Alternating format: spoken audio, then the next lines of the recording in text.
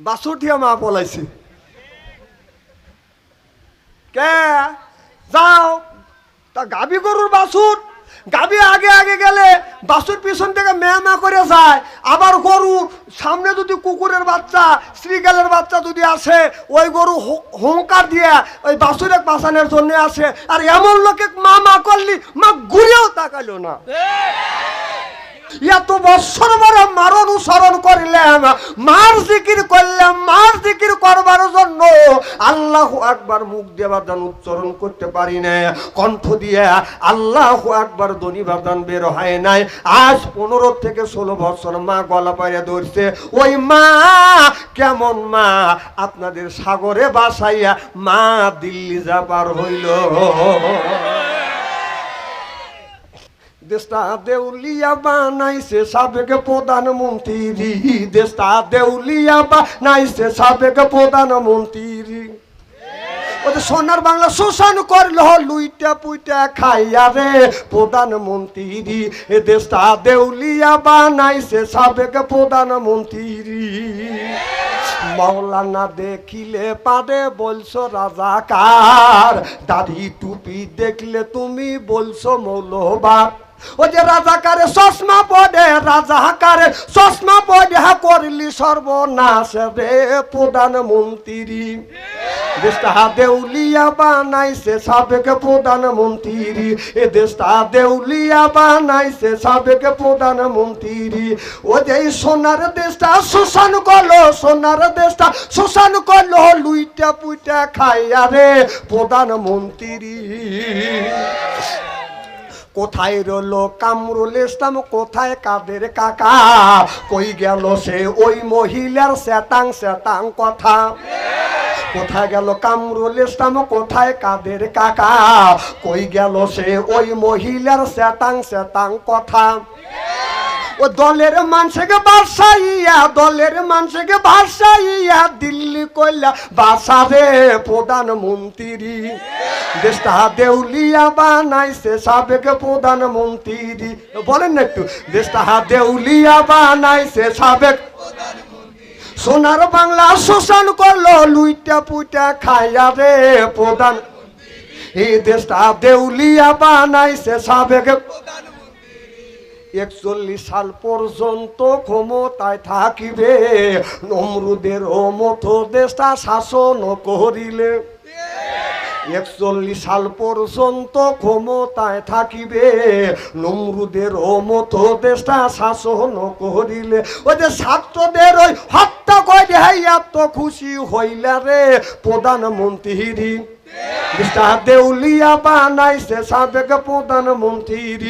দেশটা দেউলিয়া বানাইছে সাবেক। কোথায় রলেন কামরুল ইসলাম, কোথায় কাদের কাকা? কোথায় রলেন কামরুল ইসলাম, কোথায় কাদের কাকা? ওই কোথায় রলো ওই মহিলার শ্যাতাং শ্যাতাং কথা? কোথায় রলেন কামরুল ইসলাম, কোথায় কাদের কাকা? কোথায় গেল ওই মহিলার শ্যাতাং শ্যাতাং কথা?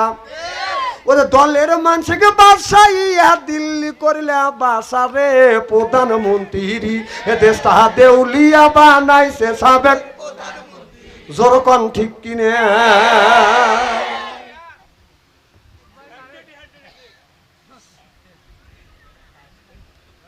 আমার ভাইয়ের আমার ভালো করে লক্ষ্য করে শুনুন, আমলের নিয়াতে শুনতে হবে বাজার।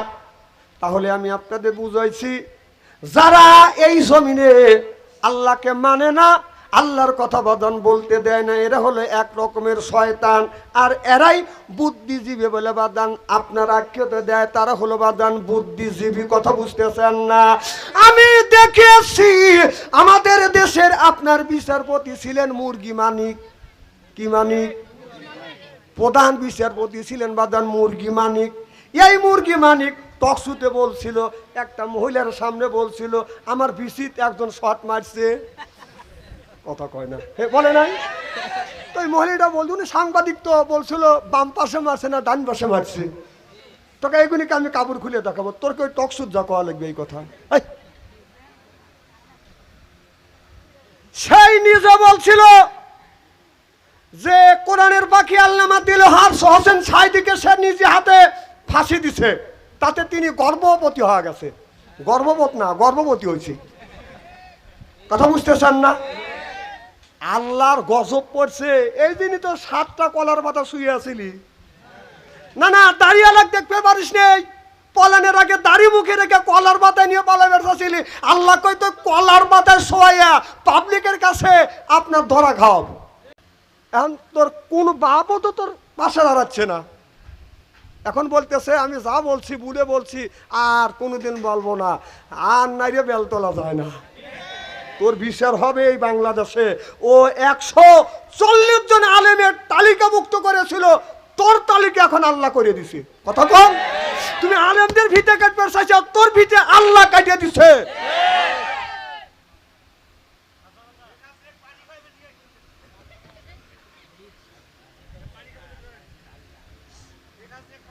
আমার ভাইয়ের আমার এ ভাই খুব খারাপ লাগতেছে নাকি? আচ্ছা হাত তুলে দেখান তো, দিকে রাগ করতেছেন কারা কারা?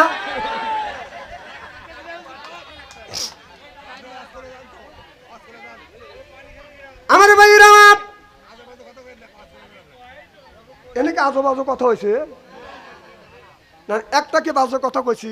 বর্তমান প্রেক্ষাপট বলে আমার কথা বলেই লিখবে। আমার ভাইয়ের আমার না, এইগুলি যদি আপনি কিছু স্মরণ না করা দেয়, তাহলে তো আপনিও ভুল করবেন, আমিও তো ভুল করবে। এই জন্য অতীতের ইতিহাসগুলি স্মরণ করা লাগবে। আমার ভাইয়ের আমার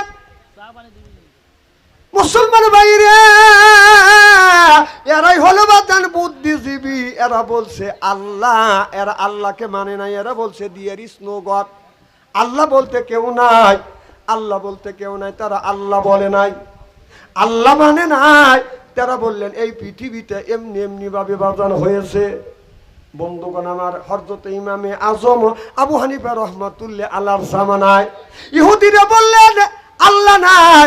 আমাদের ইমাম আবু হানিফা রহমত, আমাদের মুসলমানেরা বললে আল্লাহ আছে। ইহুদিরা বললেন আল্লাহ নাই। এখন তাদের হাতে বাদান বাহাস হবে। এই বাহাজে মোকাবেলা করবে আল্লাহর ওলি ইমামে আজম আবু হানিফা রহমাতুল্লাহ আলা চিল্লাইয়া কোন মারহাবা। ওরা আল্লাহ মানে না, কোরআন মানবে কি? তাদের সাথে বাহাস। ওরা বলে আল্লাহ নাই, আর মুসলমান বলে আল্লাহ আছে। তার বাহাস করবে ইমামে আজম আবু হানিফা রহমাতুল্লাহ আলা। তিনি বললেন বাহাস কবে? যে শনিবারের দিন বেলা 10টার সময় বাহাস।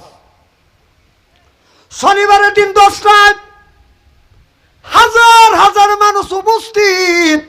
যে জায়গা বহাস হবে হাজার হাজার মানুষ উপস্থিত হয়ে গেছে। মুসলমান আর ইহুদিদের মধ্যে বাজান বহাস হবে, কিন্তু আসবা বহাস হবে 10টায়। 1টা বাজে বাজান আপনার কোনো মানুষ বাজান আসে না। ইমামে আজম আবু হানিফা রহমাতুল্লাহ আল্লাহ বাজান যায় না। ইহুদিরা চিন্তা করলেন এবার মুসলমানের পরা যায় আর নাস্তিকদের বাজান জয়। এখন মিছিল বের করবে। বেলা 1টা বাজান পার দিয়ে গেছে, মিছিল বাজান এখন বের করবে, ধ্বনি দিবে।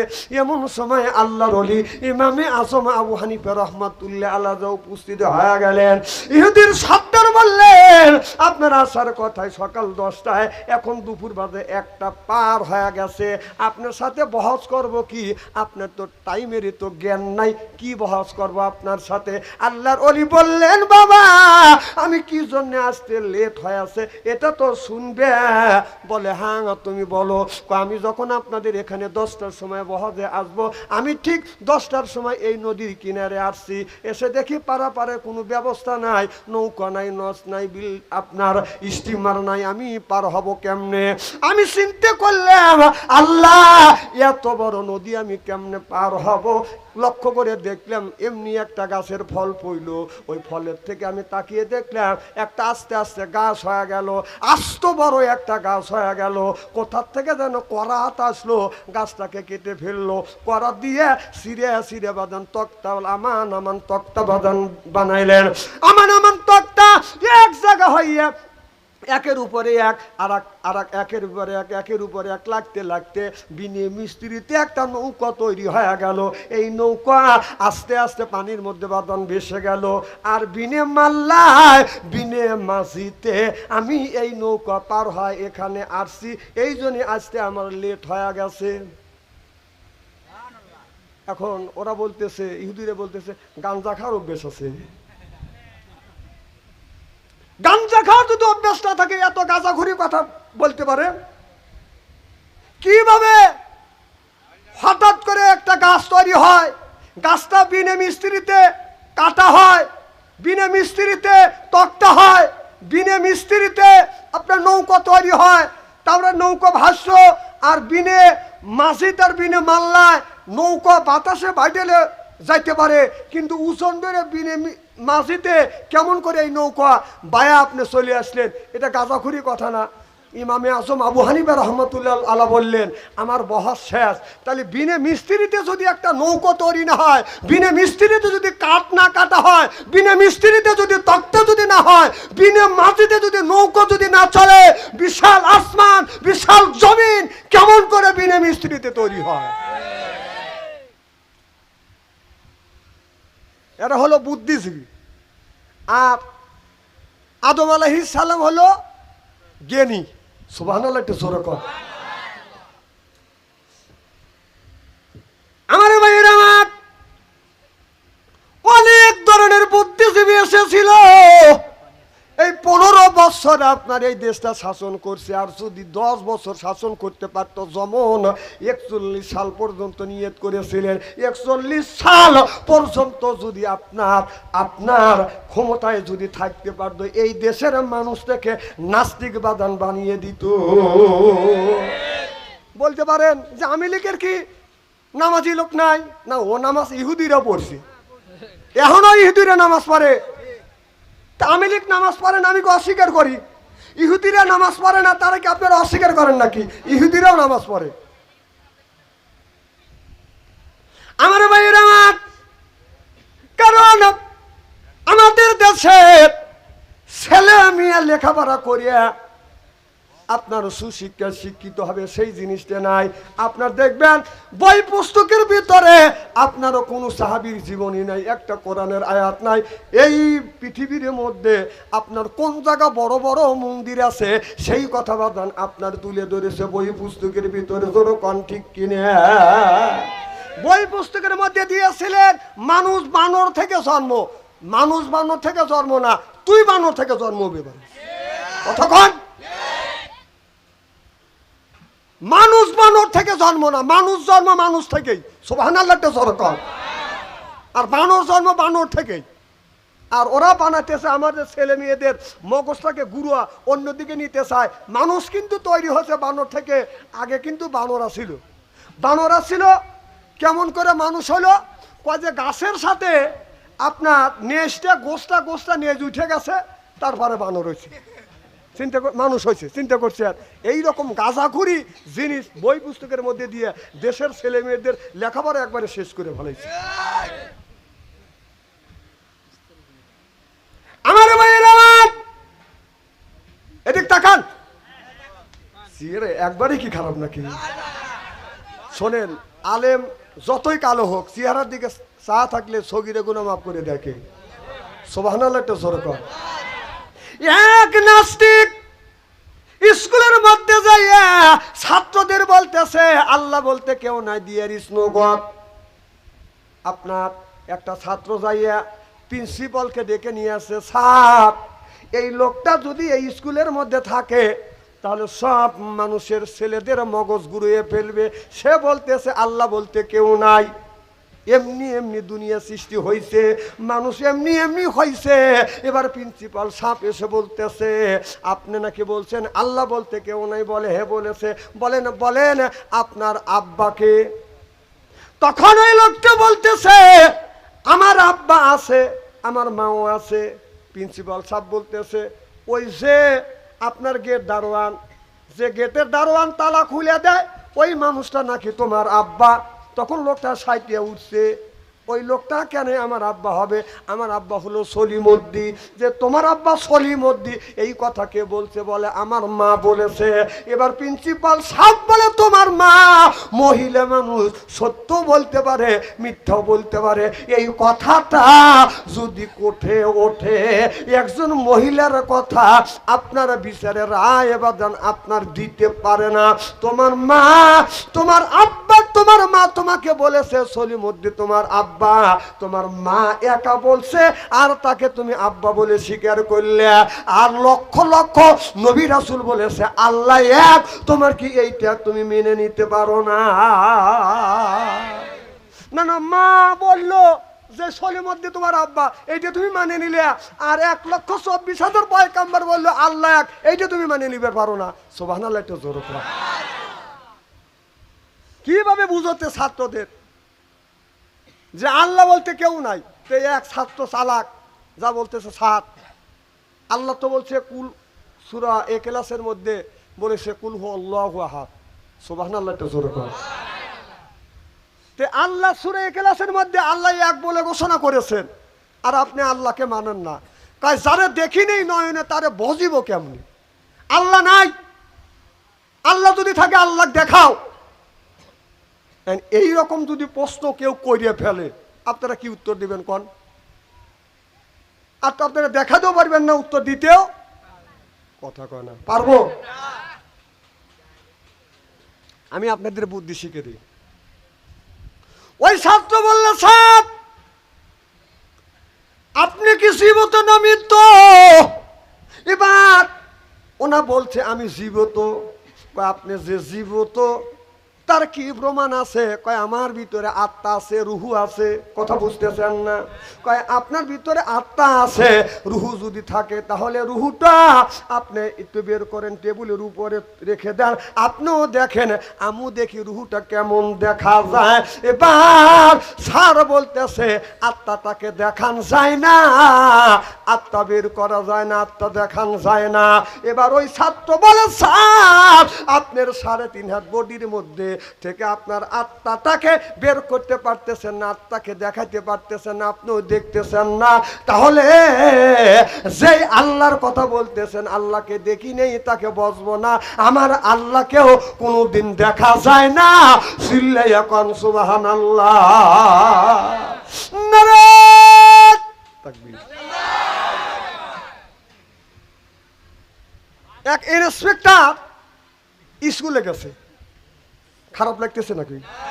যা বলতেছে ছাত্রদেরকে বলতেছে এখান থেকে তোমাদের স্কুলে হাইটে আসতে আমার আধা ঘন্টা সময় লাগছে, বলো আজকে তোমাদের কিসের ক্লাস? বলতেছে অঙ্কের ক্লাস। কয় ঠিক টাইমে আসছি। আচ্ছা অঙ্ক করে দেখো তো আমার বয়স কত। যে লোকটা ছাত্রদের কাছে যা বলতেছে অঙ্ক করে দেখো আমার বয়স কত, আপনারা আমার বয়সের খবর জানেন না। আমার বাড়ি সাজাদপুর, আপনাদের বাড়ি হলো বোয়ালিয়া। এখন যদি বলি আমার বয়স কত, আপনারা অঙ্ক করে আমার বয়স বার করতে পারবেন? সব ছাত্রকে বলতেছে বের করো। ছাত্ররা সব কলম তুলে নিয়ে বসে আছে যে কি পাগলের পাল্টায় বললাম। কিছু ছাত্র আছে পণ্ডিত, আছে না নাই? এক ছাত্র আবার খালি কলম নিয়ে ফাঁকাফাঁকি করতেছে। ওইটা আবার ইন্সপেক্টরের চোখে পড়ছে। এই তুমি কি করো? কয় স্যার আপনার বয়সের অঙ্ক করতেছি। কয় করছো? একটু পরে বলতেছে অঙ্ক হয়েছে। কয় হ্যাঁ স্যার হয়েছে। তো আমার বয়স কত? কয় 60। ওর বয়সও 60, আন্দাজে লেগে গেছে। তখন বললো তার সূত্র কি? তুমি কিভাবে সূত্র বের করলে আমার বয়স 60? আমার বয়স তো 60ই। কয় আমার একটা চাস্তু ভাই আছে, সে হলো আধা পাগল, তার বয়স হলে 30 বছর। তা আমি চিন্তা করে দিলাম আধা পাগলের বয়স যদি 30 বছর হয়, আপনি হলেন ফুল পাগল, আপনার বয়স 60 বছর। আল্লাহ নেই এই ধরনের কথা যারা বলে তার হলো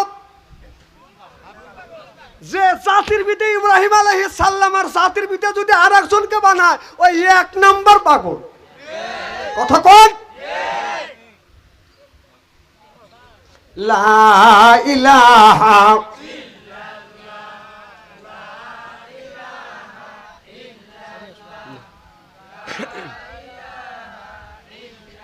এই কলে মার বান্ধব বেলা কাজে লাগবে মরণ বেলা।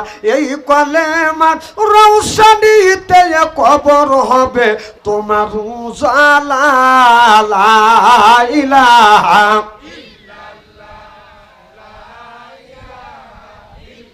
লা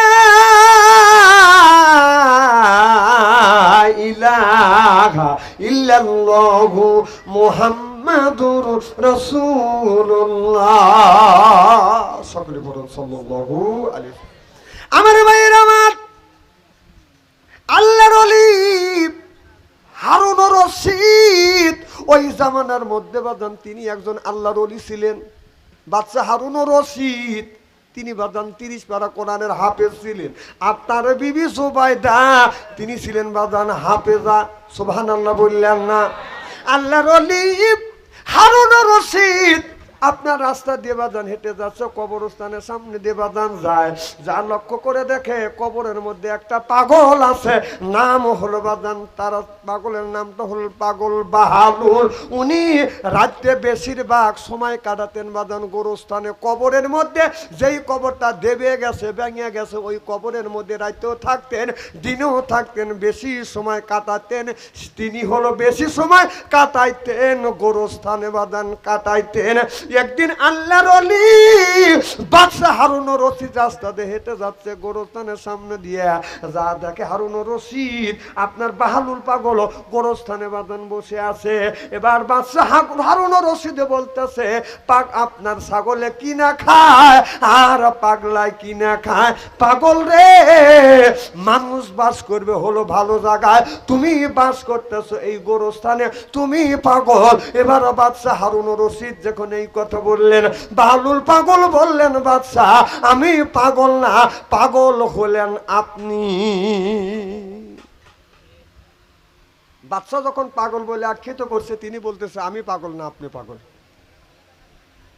বাদশা হারুন রশিদ বললেন তার প্রমাণ দেওয়া লাগবে, আমি যে তোমার সাইতে বেশি পাগল, প্রমাণ দেওয়া লাগবে। কয় বাদশা হারুন রশিদ আমি আপনাকে প্রমাণ করে ছাড়বো। বাদশা হারুনের কাছে ছিলেন একটা লাঠি, এই লাঠিটা পাগল বাহালুলের হাতে দিয়ে বলতেছে, বাহালুল আমি তোকে অবধ পাইছি, তোর মতো পাগল পাইছি, আর তোর চাইতে বেশি পাগল যে হবে এই লাঠিটা তার হাতে তুই ধরা দিস। এই বলে লাঠিটা বাদশা হারুন রশিদ বাহালুল পাগলের হাতে দিয়ে বাজান চলে গেল। এইভাবে বাজান কয়েক বছর চলে গেল। কিছুদিন পর কয়েক বছর পর খবর আইলো আর বাদশা হারুন রশিদে পাওয়া যায় না, দেখা যায় না। এবার একজনের কাছে জিজ্ঞেস করলো, আপনাদের দেশের প্রেসিডেন্ট বাদশা হারুন রশিদ কই? বলে বাদশা হারুন রশিদ অসুস্থ হয়ে গেছে, এখন উত্তর শীতানি, এখন মানুষ চতুর্দিকে তার কানের কাছে যা কলমা পড়তেছে, শত শত মানুষ ডেকে আসছে। বাদশা হারুন রশিদ আর মনে হয় বাঁচবে না, দুনিয়ার থেকে বিদায় হয়ে যাবে। এই কথা শুনিয়ে বাদশা বাহালুল পাগল ওই লাঠিটা হাতে নিয়ে বাদশা হারুন রশিদের কাছে যাইয়া সালাম দিচ্ছে, আসসালামু আলাইকুম। ও বাদশা হারুন রশিদ আমার সালাম নেন। বাদশা হারুন রশিদ তখন মনে মনে বলতেছে, মরার আগে পাগল আইসা দাঁড়াইছে। কথা বুঝতেছে না? হারুন রশিদ চিন্তা করতে আমি মারা যাবো, আর আবার এই পাগলের পাল্টা ভরে গেলাম। এবার অনেক লোক চতুর্দিকে বসে আছে, দাঁড়া আছে। বাদশা হারুন রশিদ এখন দুনিয়ার থেকে বাজান বিদায় হয়ে যাবে। এবার বলতেছে, বাদশা হারুন রশিদ আপনার কেমন লাগে? বাদশা পাগল বাহালুল যখন বললেন, বাদশা হারুন রশিদ আপনার কেমন লাগে? বাদশা হারুন রশিদ বলে, এ পাগল রে, আর আমার সাথে মস্কারি করিস না, আমি এখনো বিদের পথে। কয় কোন পথে যাবেন, কোন জায়গা যাবেন? কয় কবর দেশে। এবার পাগল বাহালুল বললেন, বাদশা হারুন রশিদ আপনি যেই দেশে যাবেন, আপনি যখন সুস্থ ছিলেন যেই দেশে আপনি যাইতেন, যাওয়ার আগে ওই জায়গাটা আপনি পরীক্ষা নিরীক্ষা করতেন। এরপরে রাস্তায় রাস্তায় আপনার মোড়ে মোড়ে 10টা আপনার বিডিআর থাকতো, এরপরে আর্মি থাকতো, পুলিশ থাকতো। এখান থেকে আপনার সিরাজগঞ্জ পর্যন্ত পুলিশ দিয়ে বাদান পাহারা দিয়ে রাখছে, কারণ প্রেসিডেন্টে যাচ্ছে। জোরকন ঠিক কিনে? আমাদের সাবেক প্রধানমন্ত্রী যদি কোনোদিন এই দেশে সিরাজগঞ্জ আসছে, ঢাকা থেকে সিরাজগঞ্জ পর্যন্ত পুলিশ পাহারা দিয়ে রাখছে, মানে জনগণের এতই উপকার করছে, জানে যে যদি ফাঁকা পায়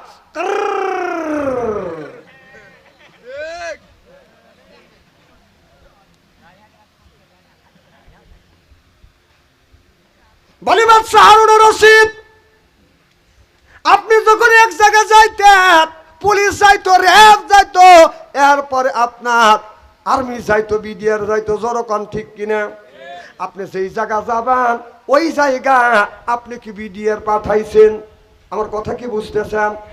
এবার বাদশা হারুন রশিদ বলে, পাগল বাহালুল, মরার কাটা গায়ে নুনের ছিটে দিস না। ওই জায়গা, যেই জায়গা যাব ওই জায়গায় কি কোনো আর্মি পুলিশ পাঠান যায়?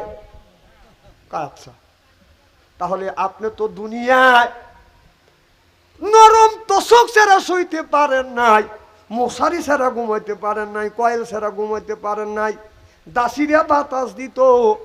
আপনি যেই কবরের মধ্যে যাবেন ওই জায়গা কি আপনি লেপ তোষক নিছেন? ওই জায়গা কয়েল নিছেন? ওই জায়গা কি মানুষ নিছেন? যেই জায়গা হাজার হাজার সাপ বসে আছে, এই সাপ বিছু একটা বার যদি কামড় দেয়, এই কামড়ের যন্ত্রণায় এক নয় দুই নয় 1000 বছর পর্যন্ত জ্বলতে থাকবে, পুড়তে থাকবে। কবি বলে, কোনখানে ঘুরিয়ে বেড়াও হীরারও পাহাড়, সরে বেড়াই এই জগতে বীরের জানোয়ার, এক কামড়ের জ্বালায় 1000 বছর দায়, এমনি করে কামড়াইবে লাখো লাখো বার।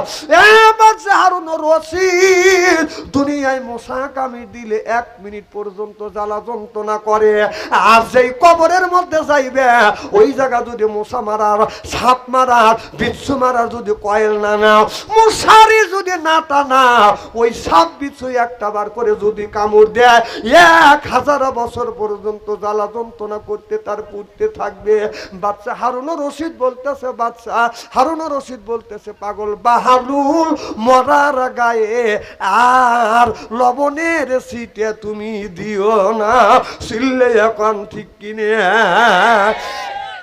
এবার বলতেছে, বাদশা হারুন রশিদ, আপনি যেই জায়গা থাকছেন, আপনারা বিল্ডিং এর মধ্যে থাকছেন, তারপরে আপনার গেটের সামনে পুলিশ পাহারা থাকছে, তারপরে র্যাব পাহারা থাকছে, আপনার গেটের সামনে বাঁধান 3টা পুলিশ থাকছে, দরজার পাশে বাঁধান পুলিশ থাকতে, আপনি ভয় করতেন কোন থেকে মানুষ এসে আপনাকে গুলি করে দিবে। এরপরে তোষকে শুয়ে থাকছেন, আর আমি এমন জায়গা শুয়ে থাকছি যেই জায়গা আজীবন আমার থাকতে হবে। তাহলে বলুন বাদশা হারুন রশিদ, অবধ আমি না অবধ আপনি? বলে, অবধ। তাহলে তুমি যেই জায়গা থাকবে ওই জায়গায় ছিলে, আর আমি ছিলাম তোষকে শুয়ে, খাট পালঙে শুয়ে, এখন যাওয়া লাগবে মাটির ঘরে। তাহলে বোঝা গেল অবধ হইলাম আমি। বলে, বাদশা হারুন রশিদ, এটা কি? কয় লাঠি। এই লাঠিটা কার? কয় আমার। এই লাঠি কাকে দিছিলেন? কয় আমি তোমাকে দিছিলেন, বলছিলেন যে তোর চাইতে যে অবধ মানুষ তাকে এই লাঠিটা দিবি। আমি ঘুরিয়া দেখলাম বাদশা হারুন রশিদ, আপনার চাইতে অবধ মানুষ আর পৃথিবীর জমিনে নাই। এই আপনার লাঠি আপনাকে আমি দিয়ে গেলাম, কারণ আপনি যেই ঘরে শুইতে যাইবেন ওই ঘরে কয়েল লেন নাই, ওই ঘরে মশারি টানান নাই, ওই জায়গা র্যাব পুলিশ লেন নাই। আর আমি বাহালুল পাগল, ওই জায়গার র্যাব হবে আমার আল্লাহ। সুবহানাল্লাহ। আমি সেই আল্লাহর ইবাদত করছি, আর ওই আল্লাহ যদি আমার উপরে রাজি খুশি থাকে, আমার র্যাব পুলিশ আমার আল্লাহ। সুবহানাল্লাহ একটু জোরে কর। ওয়াজ কি খুব খারাপ লাগতেছে ভাই? না না ভাই, কোলে যে ওয়াজ করেন, ওয়াজ করতেছি না। আচ্ছা, না না বোঝে না তো, ভোটে নেওয়ার সময় তো ঠিক মতো ভোট মারিয়ে লিছে একাই, এখনই তো ভালোই বসে।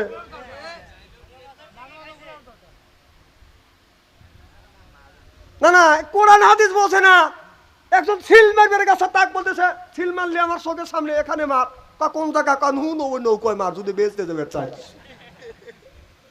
বলছিল না তাই, এটা এই নৌকা সেই নৌকাটা নুহু নবীর নৌকাতে, নৌকা থেকে পালালি কে?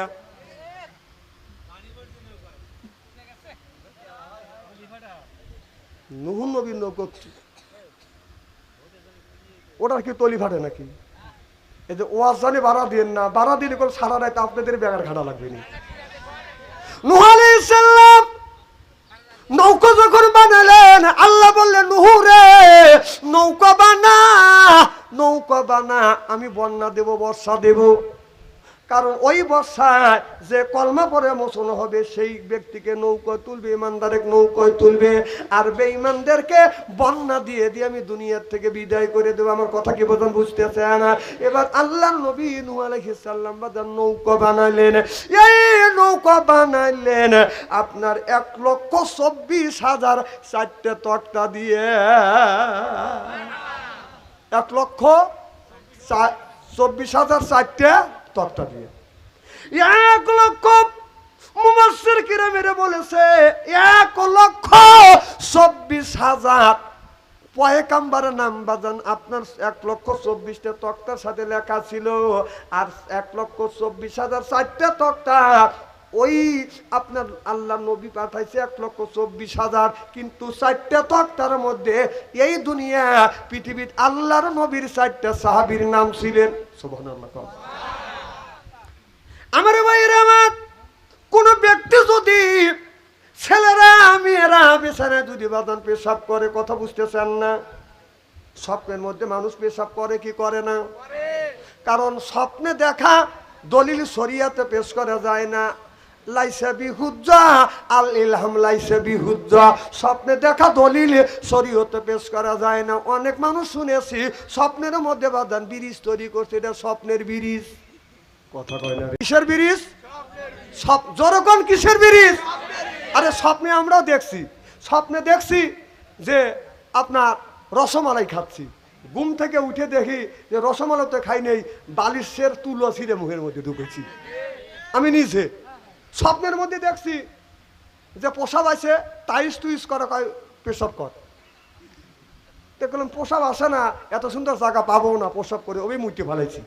আর ঘুম থেকে জায়গা দিয়েছে ল্যাপ খাতা দিয়ে মুইতে ভালাইছি, মা খালি কি রেতেছে, তো একটু আগে প্রসাব করা নিয়েছিলাম আমার মুইতে ভালাইছিস।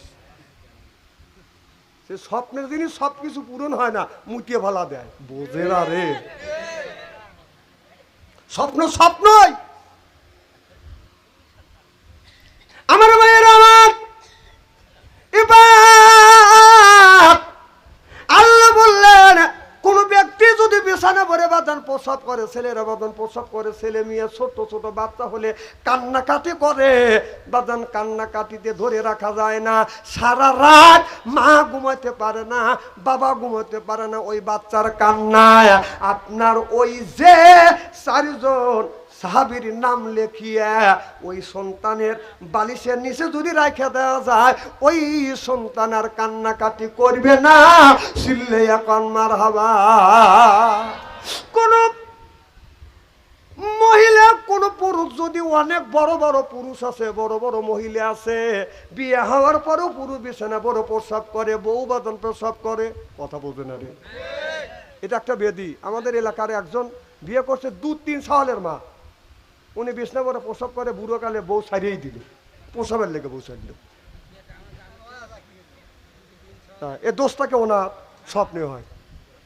এখন কেউ যদি প্রসাব বিছনা বড় প্রসাব করে, তাহলে এইটা আপনার 4টে সাহাবীর নাম লেখিয়া আপনার বালিশের নিচে রাখিয়া দিবেন, তাবিজ পড়বেন না। তাবিজ পড়া আমার কাছে হারাম, আপনাদের কাছে জায়েজ হইতে পারে, কথা বুঝতেছেন না আমার বন্ধুগণ, আমার ভাইরা আমার। এবার সুন্দর করে বাজার লেখিয়া বেছানা বালিশের নিচে রাখা দিবেন। যতদিন পর্যন্ত এটা আপনার বালিশের নিচে থাকবে, শয়তান আসিয়া আর ধোকা দিয়া লোকটাকে প্রসাব করাইতে পারবে না। মারহাবা, একটু জোরে কোন। অনেক পুরুষ আছে বইয়ের কাছে যা বলে, তোকে দিয়ে আমার সংসার চললো না, আমার আর একটা বিয়ে করা লাগবে। এইরকম পুরুষ আছে না? না বাজান নাই?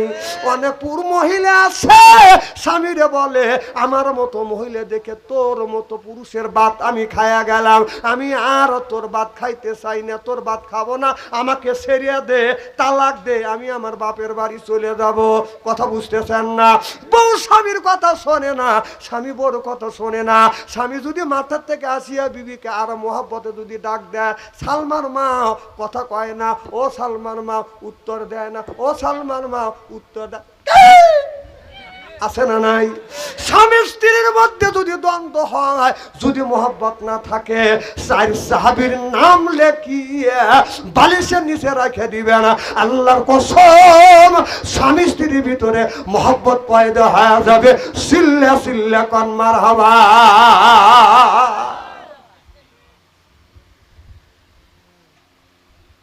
খারাপ লাগতেছে নাকি?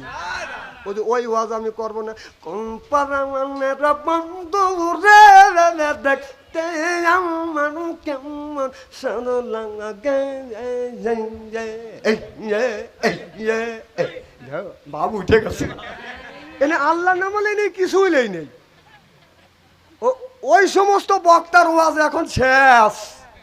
তোর বাপ আসলে আর তোর মা আসলে ওই ওয়াজ করে গেছে। এখন যদি কোরআন বাংলাদেশে যদি ওয়াজ করতে হয়, কোরআন আর হাদিস দিয়ে ওয়াজ করা লাগবে। কথা বল। মাজারের ওয়াজের দিন চলে গেছে। মহিলা মানুষের ওড়না দিয়ে পাগড়ি বানায়, চিন্তা করছে? এখন মহিলা মানুষের ওড়না দিয়ে পাগড়ি বেঁধে স্টেজে উঠিস, সাইজ করে ভালো।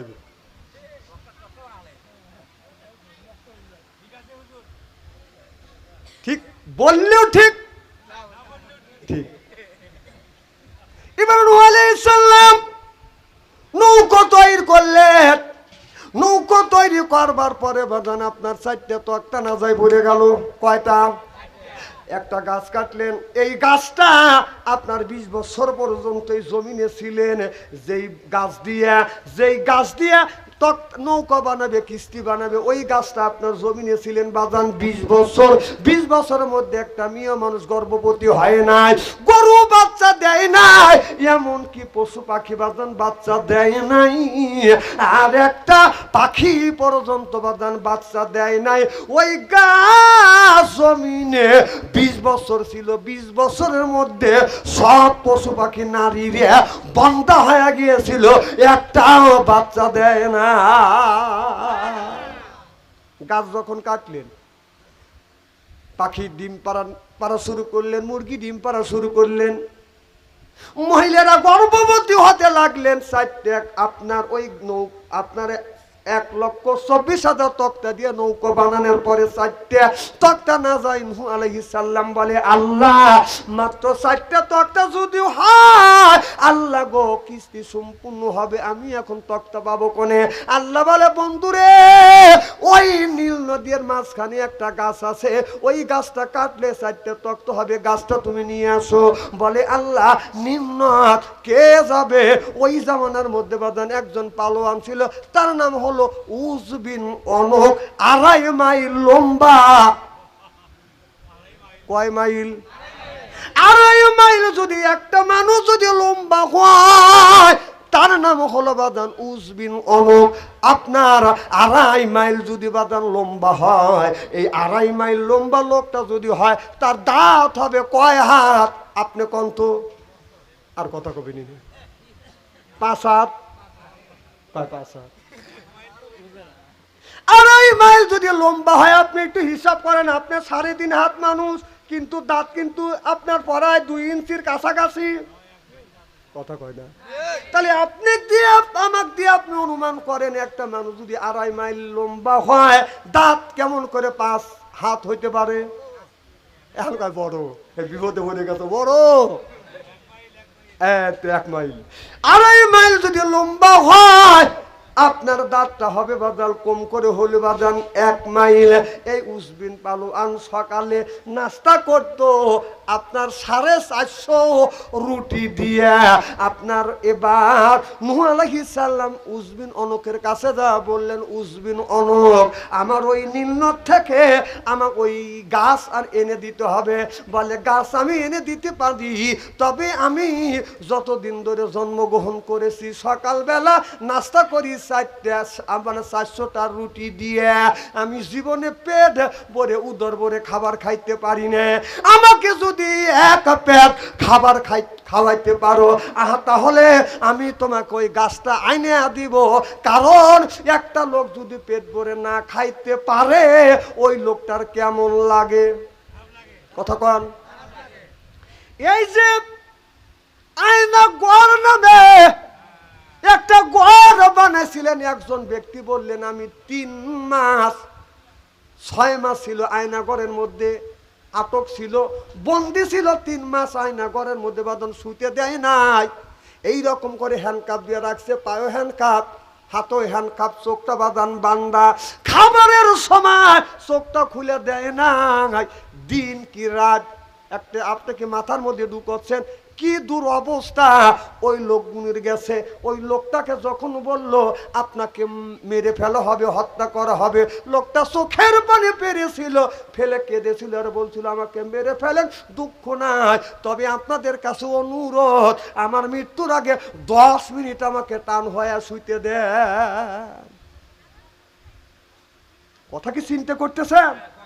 মাথার মধ্যে ঢুকান যে কোন পর্যায়ে গেলে লোকটা মৃত্যুর আসি, কিন্তু মৃত্যুর আগে আপনার জীবন দেওয়ার আগে 10 মিনিট আরামে টান হয়ে 10 মিনিট শুয়ে থাকতে চায়, তাহলে কত কষ্ট রাখছে এই ডাইনি, কথা কয় না। আমার মনে হয় আমি এই সরকারকে বলবো, যেরকম আয়না ঘরের ভিতরে এদেরকে কষ্ট দিয়েছে, এদেরকে ভারত থেকে নিয়েছে, আয়না ঘরের মধ্যে রেখে এই রকম শাস্তি দেওয়া দরকার, জনগণ ঠিক কিনা?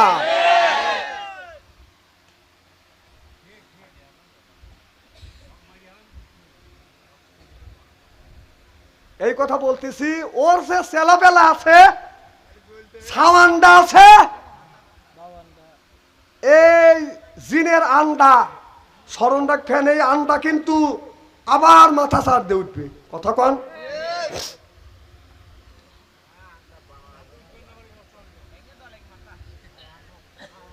আমার ভাইয়ের আমার, তাহলে একটা লোক জীবনে যদি পেট ভরে না খাবার খায়, আমার কথা কি বুঝতেছে?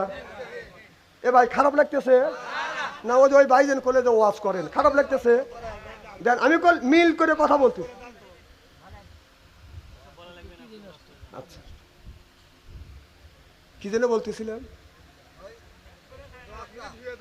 না না, আমি যে আপনাদের মাঝে মধ্যে বলতেছি যে কি বলতেছিলাম, কারণ এই কথা আমি বলিনি, আল্লাহ রাসূল 1450 বছর আগে সাহাবীদের সামনে যখন কথা বলতেছিলেন, আল্লাহ নবী মাঝে মধ্যে বলতেন যে বলো তো আমি কি বলছি। এর মানে হলো এই কথাটা যেন সাহাবীদের অন্তরের মধ্যে ঢুকে যায়, এই জন্য রসুল বলেছিল, রসুল বলছে দেখে আমি বলি, রসুল যদি না বলতো আমি বলতাম না। রাগ করেন কে? রসুল বলছে তাই বলছি, রসুল যদি না বলতো আল্লাহর কসম আমি এই কথা বলতাম না। আমার ভাইয়ের আমার, উসমান লোক বললেন আমার জীবনে কোনোদিন পেট ভরে খাবার খাই না, আমাকে পেট ভরে খাবার দিতে হবে, গাছ এনে দেবো, গাছ এনে দাও, গাছ এনে দিছে। উসমান বলল তাহলে আমাকে খাবার দাও, জীবনে পেট ভরে খাবার খাই নাই। এবার হযরতে নূহ আলাইহিস সালাম একটা মাত্র রুটি নিয়ে উসমানের সামনে দিছে, এই যে রুটি খাও। বলে হুজুর এটা কি? কয় রুটি। কয় কি করব? কয় শুরু করো। কি শুরু করব? একখান কেন? সকালবেলা নাস্তা করতে আমার 400টা রুটি লাগে, আর একটা রুটি দিছেন, আমার দাঁতের ফাঁসাই তো বন্ধ হবে না, কথা কয় না। একটা রুটি একটা লোকে যদি 1 মাইল যদি দাঁত হয়, তাহলে দাঁতের যে ফাঁসা আছে, 32টা দাঁতের ফাঁসা আছে, এই ফাঁসা বন্ধ করবে কি? একটা রুটিতে বন্ধ হবে? নূহ আলাইহিস সালাম বললেন আমি আল্লাহর নবী ওয়াদা দিয়েছি, আল্লাহ বান্দার উপর ওয়াদা দিয়েছে, ইন্নাল্লাহা ওয়াদাকুম ওয়াদাল হক, আল্লাহ যা ওয়াদা দেয় আল্লাহ সেইটা পুরো করে। আমরা আল্লাহর নবী, আমরা ওয়াদা দিছি, আর এই ওয়াদাটা আমি পুরো করব। তুমি শুরু করো, তবে শুরু করবার আগে তুমি বলো বিসমিল্লাহির রহমানির রহিম। বিসমিল্লাহ বলে তুমি শুরু করো, ছোট ছোট লোকমা দাও। এবার নূহ আলাইহিস সালাম যখন বললেন উসমান ছোট ছোট বিসমিল্লাহ বলে শুরু করলেন, ছোট ছোট করে বাদান লোকমা দেয়। খাইতে খাইতে খাইতে খাইতে রুটির 3 ভাগের 1 ভাগ খাইছে, পরিপূর্ণ পেট ভরে গেছে। এই জন্য নবী রাসূলের সুন্নাত খাবারের সময় ডান পাশ থেকে শুরু করবেন, ছোট ছোট লোকমা দিবেন। শুরুর আগেই আপনি বিসমিল্লাহির রহমানির রহিম বলবেন, বিসমিল্লাহ ওয়ালা বারাকাতুল্লাহ। আর যদি বিসমিল্লাহ বলেন নাই, ওয়ালা বারাকাতুল্লাহ কয় নাই, এখন আপনি খাইছেন আর মাত্র একটা লোকমা আছে, আপনি চিন্তা করতেন আরে বিসমিল্লাহ বলি নাই, ওয়ালা বারাকাতুল্লাহ কই নাই, তাহলে ওই লোকটা যা খাবে সব শয়তানের পেটে চলে যাবে। তখন যদি আপনি আর এক লোকমা আছে, তখন যদি বলেন বিসমিল্লাহ ওয়ালা খিরিয়ে, এখন এই বলিয়া যখন ওই লোকমা খাবেন, শয়তান যা খাবে সব ওগরাই আপনার পেটের মধ্যে দিয়ে যাবে। চিল্লাইয়া কোন সুবহানাল্লাহ। কান ধরে তওবা করবে, আল্লাহ আর জীবনে এই লোকটার কাছে যাব না, ইরাকা থেকে ইসকাট ক্ষেপণাস্ত্র মারছে। বন্ধুগণ আমার, নূহ আলাইহিস সালাম ওই নৌকা বানালেন। কি বানালেন?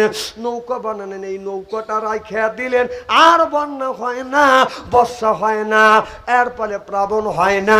এবার সব মানুষ বলে, নুহু রে, এ নুহু, তোমার আল্লাহ বন্যা দিবে, বর্ষা দিবে, কই আল্লাহ তোমার আল্লাহ বন্যা দিল, কই তোমার বন্যা?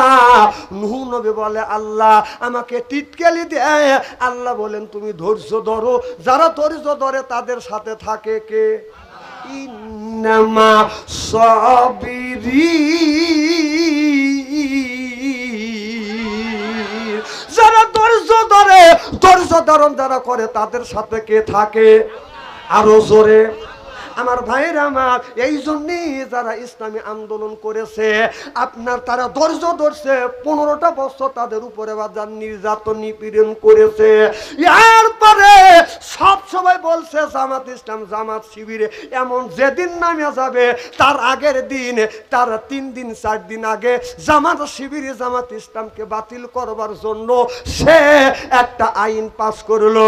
আমি দেখেছি যারা জামাত শিবির করে, আমি দেখছি তারা এক একটা জামাত শিবিরে, এক একটা শিবির না, এক একটা আল্লাহর ওলি। চিল্লাইয়া কোন মারহাবা। তাহাজ্জুদ নামাজ পর্যন্ত পড়ে। একটা শিবিরের পোলাপান আমি দেখেছি, বেশিরভাগ আপনার 95% শিবিরের পোলাপান যারা শিবির করে তারা বাদান তাহাজ্জুদ নামাজে এক ওয়াক্ত কাজা করে না।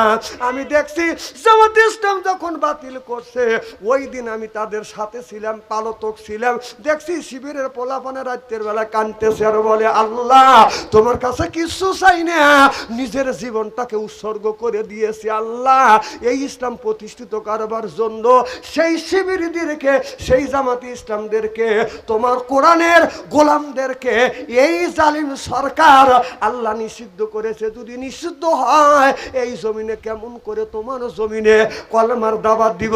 আমি দেখেছি শিবিরের পোলাপান চোখের পানি ফেলে ফেলে আল্লাহর কাছে বিচার চাইছে, আল্লাহ বিচার করো। 3 দিন হয় না, সরাসরি আল্লাহ বিচার করেছে। আপনার মানুষ ওদেরকে আন্দোলন করে নামাই নাই, আপনারও পালাইছে আল্লাহর গজবে। চিল্লাইয়া কোন ঠিক কিনা?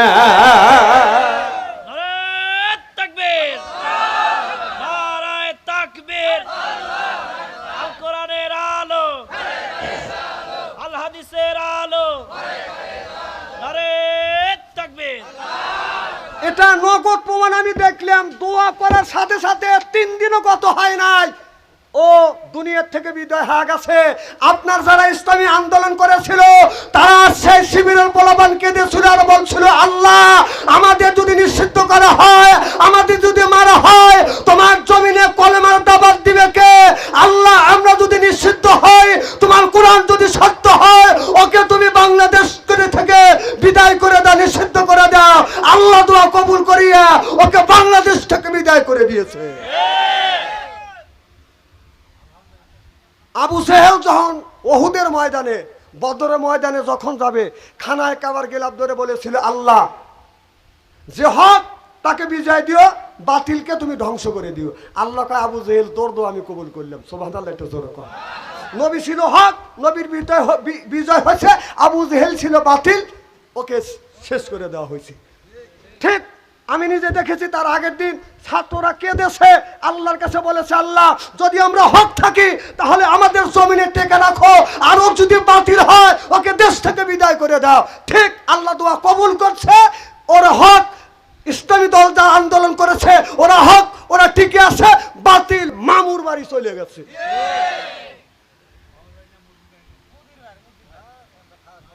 মামুর বাড়ি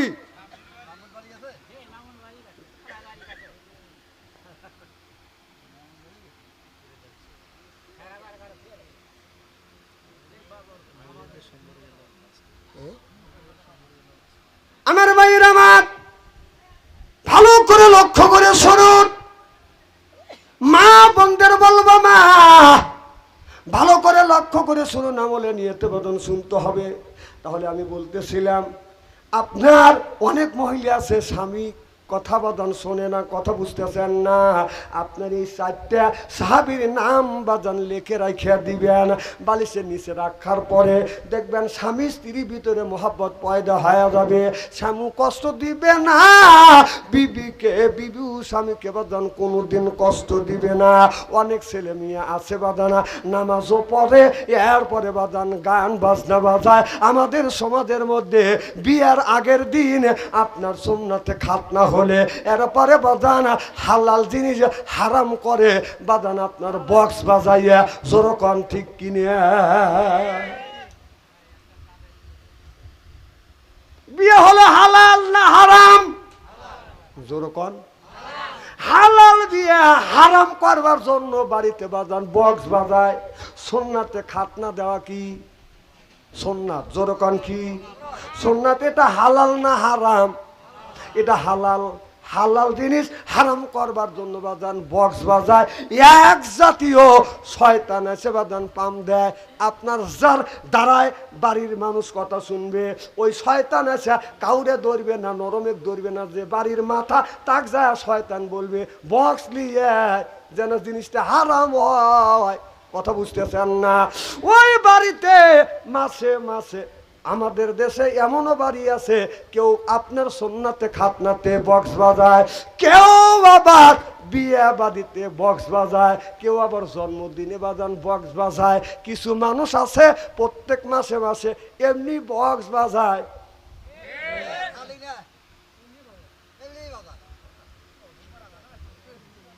আচ্ছা তুমি বক্স বাজাতে চাও, এটা তো জায়েজ নাই, বাজাও। বাজাইতেছ তুই শুনবি না, তাহলে তুই শোন, আর একজনে গম ডিস্টার্ব করিস কে? কথা কর না। না শোনা যদি লাগে, অন্য লোক তো শুনবে চায় না, বক্স বাজালি সব মানুষকে শুনতে চায়, কারণ কল যে হুঁসটা কাঁপিয়ে ওঠে। শোনা যদি লাগে, তোর যদি সগই হয় তুই একা শোন, মানুষের কানে যায় কিসের লেগে? মানুষের কষ্ট কেন দেয়? আমার ভাইয়ের আমার মা বোনদের বলবো, মা স্বামীর মুখে স্বামীর মনে কষ্ট দিও না। যুবকদেরকে বলবো, যুবকরা মা বাবার সাথে সুন্দর ব্যবহার করবে, মা বাবার মনে তুমি কষ্ট দিও না। আল্লাহ বললেন, আলিশ কুরুলি ওয়ালে ওয়ালে দাইয়া ইলাইয়াল মাসির। মা বাবার খেদমত করো, মা বাবাকে কষ্ট দিও না, মা বাবাকে দুঃখ দিও না। আপনি প্রথম আপনার চাকরি পাইছেন, প্রথম বেতন পাইছেন, এই বেতনের টাকা আপনি প্রথম বেতনের টাকা দিয়ে আপনি কারে দিবেন, কোন জায়গা দিবেন, আল্লাহ সেটাও জানা দিয়েছে। আপনার ছেলে বিদেশ গেছে, ছেলে প্রথম বেতন 30,000 টাকা পাঠাইছে, এই টাকা আপনি মাদ্রাসায় দিবেন না, মসজিদে দিবেন না, পীর সাহেবের বাড়ি দিবেন? হ্যাঁ, কে পীরের বাড়ি? কেউ মসজিদে দেয়, কেউ মাদ্রাসায় দেয়, কেউ দেয় পীরের বাড়ি। না না, আল্লাহ সেটা বলে না। আল্লাহ বলেন, তোমার প্রথম বেতনের টাকা তোমার মা তোমার বাবাকে দাও। মসজিদের কথা বলে নাই, মাদ্রাসার কথা বলে নাই। ফালিল ওয়ালিদাইনি ওয়াল আকরাবি, আল্লাহ বললেন প্রথম বেতনের টাকা তোমার মা বাবারে দাও। জোরে জোরে কোন সুবহানাল্লাহ। তারপরে আপনি মসজিদে দেন, মাদ্রাসায় দেন, আমার কোনো দুঃখ নাই, পীরে দেন। আচ্ছা, এই যে ফেনীতে বন্যা হচ্ছে, আপনারা শুনছেন না দেখছেন?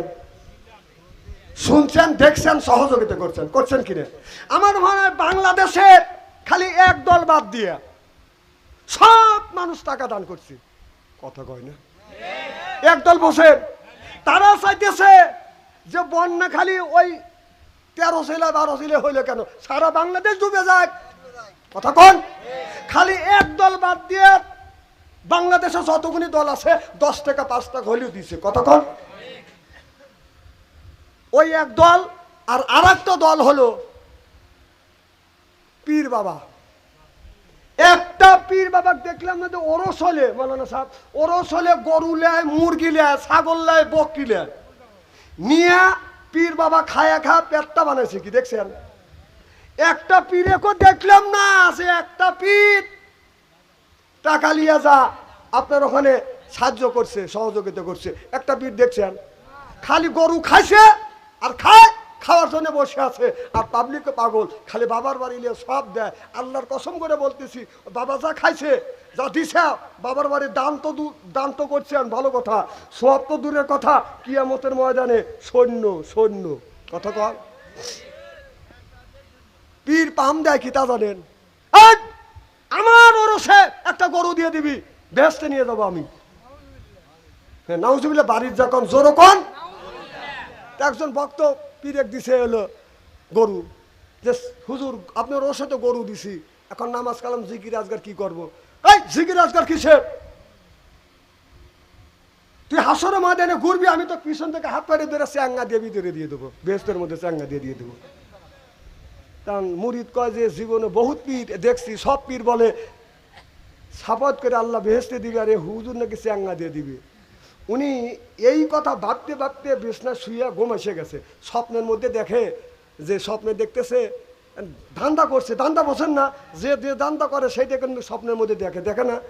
তে ধান্দা করতেছে যে স্বপ্নের মধ্যে উনি মরে গেছে, কিয়ামত শুরু হয়ে গেছে, উনি ঘোরাফেরা করতেছে। এখন ঘোরাফেরা করতেছে, জান্নাতের গেটের সামনে দিয়ে ঘোরাফেরা করতেছে। একজন এসে হাত পেরে ধরছে, মানে ধরার মতো ধরছে, হাত মুড়মুড় করতেছে। টাকাটা আড্ডি গুড্ডে ভেঙে গেছে। টাকা দেখা যে ভাবছে যে পীর সাহেব ধরছে, আমি চ্যাঙ্গা দিয়ে বেহেশতের মধ্যে দিবে। টাকা দেখা যে পীর সাহেব ধরে নাই, মালিক ফেরেস্তা ধরছি। হাত মুড়মুড় করে ফেলেছে। কা কে আপনি? কা আমি ফেরেস্তা মালিক। কা আমার হুজুর কৌ? কা ভিতরে গেলে দেখবিনি। চ্যাঙ্গা দিয়ে দোজকের মধ্যে ফালা দিছি। পীর সাহেব যায়া দুপুতা পড়ি টাকা দেখা যায় পীর সাহেব মুড়ি যা দেখা যায় পীর সাহেব আগেই ফেলাইছি। কারণ পীর সাহেব মুরিদ বলতেছে, কি বাবা আপনি আমাকে বেহেশতে দিবেন, এখন আপনি আগে আইছেন, আগে আমাকে হচ্ছে, তা আমাদের তোক পরে হচ্ছে। আগে আমাকে ঢুকাইছে, তারপরে তোক ঢুকাইছে। শোনেন, যা লোকটা মনে করেন যে পীর সাহেব আমাকে বেহেশতে নিবে, আগে পীরকে দোজখের মধ্যে দিবে, তারপরে তার মুরিদকে দোজখে দিবে।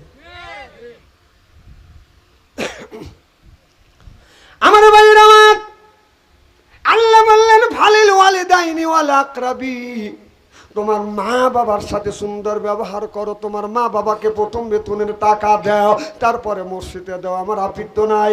মাদ্রাসায় দেন, আমার আপত্তি নাই। এরপরে মা বাবার সাথে সুন্দর ব্যবহার করো। অনেক মহিলা আছে, অনেক স্বামী আছে, মা বাবার খেদমত করতে চায়, কিন্তু বইয়ের কারণে মা বাবার খেদমত করতে পারে না। এই রকম মহিলা আছে না বাজান? না। যুবকদেরকে বলবো, যুবক মার মনে কষ্ট দিও না, বাবার মনে কষ্ট দিও না। মা বাবার মনে কষ্ট দিয়ে বারবার মক্কায় যা যদি হজ করো বাবা, এই হজ আল্লাহর দরবারে বাজান কোনোদিন কবুল হবে না, হইতে পারে না, হওয়া সম্ভব না। আল্লাহর এক বান্দা আল্লাহর কাছে কান্দে বলে, আল্লাহ রে আমি মক্কায় যাব, মদিনায় যাব, হজ করব। মক্কা মদিনায় যাবে, হজ করবে, বাজান হজের টাকা বাজান জমা হয়ে গেছে, এখন হজে যাবে। মা মার কাছে বলে, ও গো মা, আমি হজে যাব মা, আমাকে বিদায় দাও। মা বলে, বেটা রে, তুই হজে যাইস না, তুই হজে যাস না বেটা, আমি তোমার মা তোমাকে নিষেধ করলাম। এবার ছেলেটা বলে, মা হজ করা আল্লাহর হুকুম, আমি হজে যাব, তুমি কেন নিষেধ করতেছ গো মা? মা রে, আমি তোমার নিষেধ শুনবো না। এবার ছেলেটা মাকে না বলে বদন হজে গেছে। এবার মা চোখের পানি ফেলে দিয়ে দেয়, কান্দে আর বলে, আল্লাহ আমার বেটা, আমি অসুস্থ মা, বিছানা পরে পেশাব করি, বিছানা পরে পায়খানা করি, আমার পোশাক পায়খানা আমি পরিষ্কার করতে পারি না। আল্লাহ আমার বেটা আমার খেদমত না করিয়া, আমার খেদমত না করিয়া বেটা হজ করবার জন্য গেছে। আল্লাহ আমার বেটাকে সরের অপবাদ না দিয়ে এই জমিনের বুকে আমার বেটাকে মৃত্যু দিও না। মায়ের দোয়া আল্লাহর দরবার অব্যক্তভাবে কবুল। সরকম সুবহানাল্লাহ। এই যুবকটা হজ করবার জন্য রওনা দিছে। হেঁটে হেঁটে বাদান হজ, ওই যুগে ছিল বাদান হাইটে হাইটে হজ করতো, বিমান হেলিকপ্টার ছিল না, হাইটে হাইটে হজ করতে বাদান যাইতে বাদান 3 মাস হয়ে গেছে। এখন কিছু দূর হাইটে যায়, আপনার 10-15 মাইল হাইটে যায়, একটা মসজিদ পায়, ওই মসজিদের মধ্যে বাদান শুয়ে থাকে। ওই জামানার মসজিদে তো বাদান তখন বাদান বিল্ডিং ছিল না, খড়কুটো দিয়ে বাদান সোলার পাটের সোলা দিয়ে বাদান বেড়া দিত, কথা বুঝতেছেন না?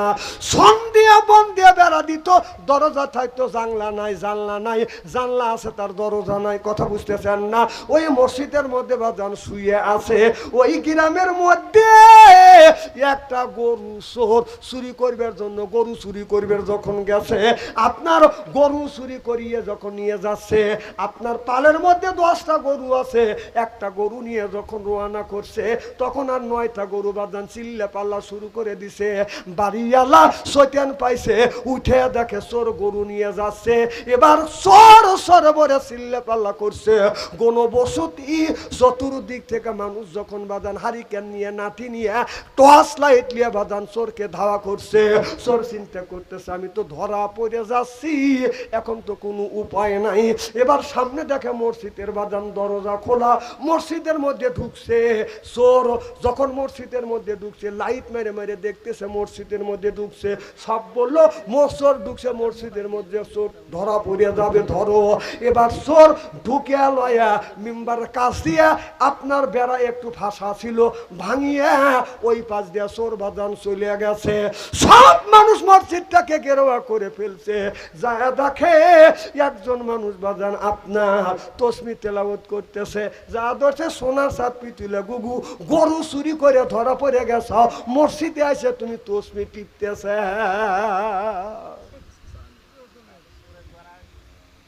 আমার ভাইয়ের আমার, এবার যখন বলছে তুই কেন ঘরে চুরি করে গেছিলি, চল, এই বলে উদ্যম মাধ্যম কিছু দিছে, কথা বুঝতেছেন না? দেওয়ার পরে বলতেছে, ভাই আমাকে মাইরেন না, আমি চোর না। কয় চোরও ধরা পড়লে সেও বলে আমি চোর না, এমন মারা মারছে। এখন আপনার যাই বাপ, এখন যাইবে, কয় ভাইজান আমি মরে যাব, তবে একটা সত্য কথা শোনেন। কয় কি কথা? বলে ওয়াল্লাহি ওয়াল্লাহি ওয়াল্লাহি, আল্লাহর কসম করে বলতেছে আমি চোর না, তবে আমি আল্লাহর আপনার জিকিরের মশগুলে ছিলাম। আমি যখন ইবাদতে ছিলাম, একটা মানুষ ঢুকছে, তাও আমি দেখছি। এই মানুষটা আপনার মেম্বারের ওখান থেকে বাইঙা বের হয়ে গেছে, তাও আমি দেখছি। আমি হইলাম অমুক দেশের অমুক লোক, হজে যাওয়ার জন্য আসছি। আমার মা বদদোয়া করছে, আর এই মায়ের দোয়া কবুল হয়ে গেছে। আমি বলছি, মা আমি হজে যাব। মা বলে, বেটা হজে যাই না, আমি তোমার মা বিছানা বড় প্রসাব করি, পায়খানা করি, বেটা আমি পায়খানা করে প্রসাব করে এইগুলি পরিষ্কার করতে পারি না। তুমি যদি হজে যাও, আমি মা আমার কে খেদমত করবে? আমি মায়ের কথা শুনি নাই। মাল্লার কাছে বলছিল, আল্লাহ আমার বেটাকে চোরের অপবাদ না দিয়ে দুনিয়ার থেকে বিদায় করে নিও না। লোকটা কান্দে আর বলে, এটা আমার মায়ের দোয়া কবুল হয়ে গেছে। আপনাদের বলি, আমি চোর না, তবে মারেন আর কাটেন, তবে একটা কথা বলি, মায়ের বিনে হুকুমে অসুস্থ মা থাকতে আপনি হজে যায়েন না। আপনার অসুস্থ মা থাকতে আপনি হজে যায়েন না। প্রথম বেতনের টাকা আনিয়া মা বাবাকে দিবেন, মা বাবাকে ফলমূল কিনে দিবেন। মসজিদ মাদ্রাসায় আগে দিয়েন না, মা বাবারে দিয়ে সিল্লা সিল্লা কন সুবহানাল্লাহ লা ইলাহা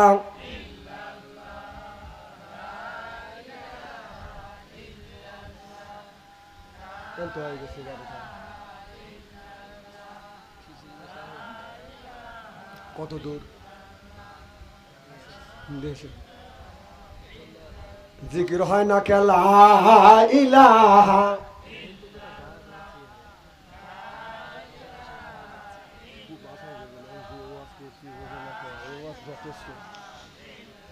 লা ইলাহা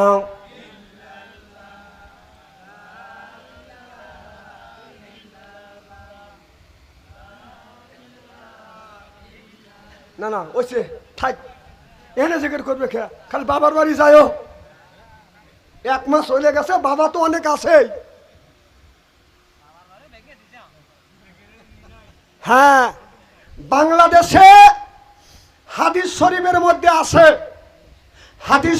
মধ্যে আছে মাজার থাকবে কিন্তু মাজার পাকা হবে হাদিস শরীফের মধ্যে রাসূল বলেছে পাকা মাজার যেখানে দেখবেন ভেঙে দাও আর কিছু বন্ড পীর সাহেবগারে মাথা খারাপ হয়ে গেছে যে মাজার যদি কেউ ভাঙা তো ধরে গেছে মাজার যদি ভাঙে আবার ইটের মাজার ভাঙলে পাথর দিয়ে মাজার করবে দেন কি মাজার পুজুরি আল্লাহ রসুল বললেন পাকা দেখলে ভাঙে দিও আর উনিরা ইটেরটা ভাঙে দিলে পাথর দিয়ে করাইবে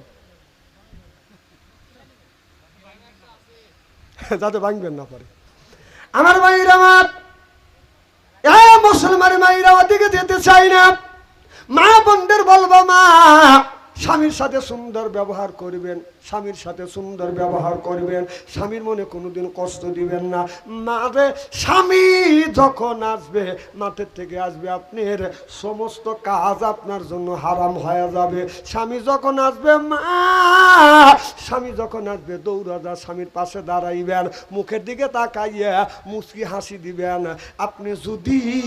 আপনি মুচকি হাসি দেন আপনার স্বামী ওই মাঠে যাইয়া সারাদিন কাজ করছে মনে যত দুঃখ আছে ব্যথা আছে আপনার মুখের দিকে তাকাইলে আপনার মিষ্টি হাসি দেখলে স্বামীর অন্তরে যত দুঃখ আছে সব দুঃখ বাজান ধুয়ে যাবে চিল্লাইয়া কন মারহাবা মারে আপনি যখন স্বামীর দিকে তাকাইয়া হাসি দিবেন যদি 4টে 2টে দাঁত স্বামী যদি দেখে 2টে নফল হজের সব আমলনামায় লিখে দিবে যদি 4টে দেখে 4টে নফল হজের সব আমলনামায় লিখে দিবে হাদিস শরীফের মধ্যে আছে স্বামী যদি আপনার 6টা দাঁত দেখে 6টা নফল হজের সওয়াব আল্লাহ আমলনামায় লিখে দিবে জোরকন সুবহানাল্লাহ আর আমাদের দেশের অনেক বউ আছে স্বামী ব্যবসায় গেছে মাঠে গেছে আসে দেখে স্বামীর যখন মাঠের থেকে আসে পাশে দাঁড়াইয়া হাসিতে দেওয়া দূরের কথা আসে দেখে বিবির মনি খারাপ কথা কন না কে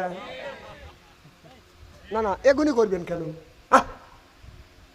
আপনার স্বামী আপনার জন্য কত কষ্ট করে তা জানেন আপনাকে খুশি করবার জন্য আপনাকে ভালো রাখার জন্য আপনার পেটে ভাত দেওয়ার জন্য আপনার পরনে কাপড় দেওয়ার জন্য আপনার মুখে হাসি ফোটানোর জন্য এই স্বামী আপনাকে থুয়ে ঢাকা চলে যায় কথা কন সেই স্বামী মাঠের মধ্যে রোদের মধ্যে কাজ করে ওই স্বামী ব্যবসা করবার জন্য যায় জীবনের ঝুঁকি নিয়ে একমাত্র আপনার মুখে হাসি ফোটানোর জন্য আর মুখের মধ্যে আপনি কি নিয়ে থাকেন যারা পুরুষ আছে তারা মনে মনে বলে হুজুর বলেন সাইজ করে ভালো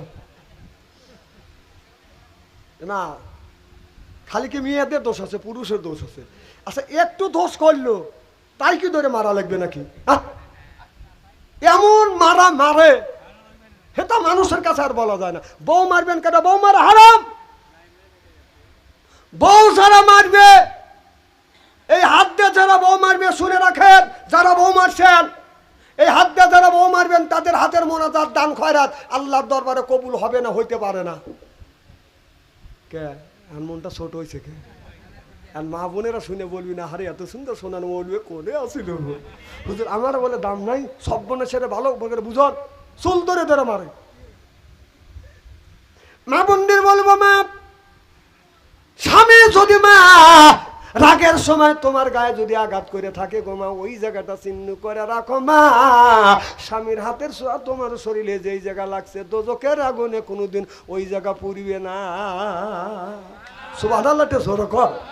তাহলে বোঝা গেল স্বামীর কি রহমতের হাত, কি বরকতের হাত, সুদ খাওয়া হাত, বোট মারা হাত। কথা বুঝতেছেন না? বিড়ি খাওয়া হাত, বিড়ি যারা খায় তাদের হাত দিয়ে গন্ধ, মুখ দিয়ে গন্ধ, জামা দিয়ে গন্ধ, দাড়ি দিয়ে গন্ধ, চাদর দিয়ে গন্ধ, টুপি দিয়ে গন্ধ, লেবে দিয়ে গন্ধ। আমার হয় সন্দেহ ওর বউ থাকে কেমনে রে আল্লাহ রে, জোরকন ঠিক কিনে। টাটকা বিড়ি খায়া বইয়ের মুখের কাছে যখন মুখলে, বিড়ি খাইলে মুখ দিয়া সেন হয় না গন্ধ হয়? যেরকম বউ খালি মুখ গুড়ায়, স্বামী বলে বিবি রে আমি তোমার মুখের কাছে মুখ নিছি আর তুমি মুখ গুড়াইছো। বিবি বলে আমার শরমও করে, লজ্জা করে, তোমার মুখের চাইতে পাছার গন্ধ বেশি। ইস্তেরি করে থুয়ে যাবো আজকে। ওয়াজ কেবল শুরু করতেছি, দেখলেন কি? মা বোনদের বলি মা, স্বামী যদি তোমাকে মারিয়া থাকে মা, হাদিস শরীফের মধ্যে আসছে আল্লাহ রাসূল বলেছে ও নারী রে, স্বামী যদি তোমার আগের সময় তোমাকে আঘাত করে থাকে, মাইরিয়া থাকে মা, ওই জায়গাটা চিহ্ন করে রাখো। স্বামীর হাতের ছোঁয়া তোমার শরীরে যেই জায়গা লাগবে ওই জায়গাটা চিহ্ন করে রাখো। স্বামীর হাতের ছোঁয়া যেই জায়গা লাগছে দোজখের আগুনে কোনোদিন পুড়িবে না। সুবহানাল্লাহ জোরে কর। আর তোমার স্বামী মারছে মা, স্বামী মারছে এই কথা যেন গ্রামের মানুষ শোনে না, এমনকি পড়শি যেন শোনে না, এমনকি তোমার শ্বশুর শাশুড়ি যেন শোনে না তোমার স্বামী তোমাকে মারছে, এমনকি তোমার যা আর তোমার বাসুর যেন, দেওর আর বাসুর যা যেন শোনে না তোমার স্বামী মারছে। হাদিস শরীফের মধ্যে আছে এমনকি তোমার স্বামী তোমাকে মারছে, তোমার ঘরের মেয়ে তোমার সন্তান যেন শোনে না তোমার স্বামী তোমাকে মারছে।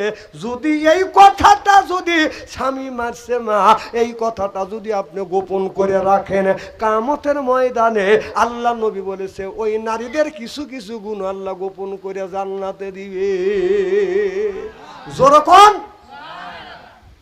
আর আমাদের দেশে স্বামীরা যদি রাগ করে একটা থাপ্পড় দেয়, চেঁচা সাত বাড়ি মাথায় তোলে, রাস্তার পাশে বসে বসে কান্দে আর কয় সর্বনাশা, চুল ধরে পিটল রে রে, কেউ ঠেকাইল না রে। না না, ওই রকম গীত গাওয়া বাদ দেও।